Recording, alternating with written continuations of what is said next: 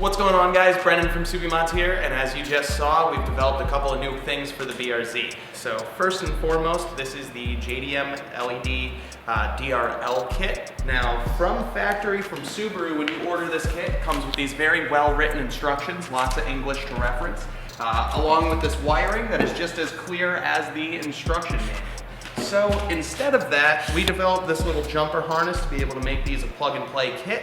So if you order these from us, it'll have everything you need to run it straight to your car.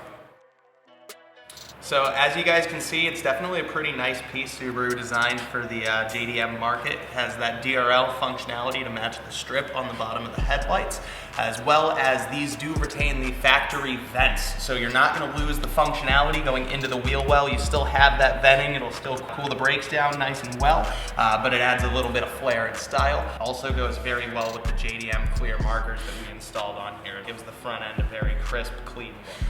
Stepping into the inside of the car, we've made a couple of small tweaks here. First things first, our other steering wheel we had in here was a 350, so it did hit the top of the cowl, whereas this 330 clears nice and cleanly. It gives you a nice flat top to it, and it doesn't get stopped right here, as well as this wheel from Advan is definitely a nice touch to add, along with the RG4s.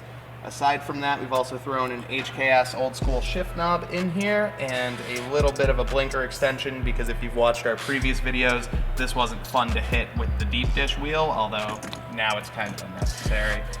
Pretty cool addition to functionality there, though, definitely helps out. Without further ado, thank you guys very much for tuning in. We appreciate you watching this short update, and as always, stay tuned for more.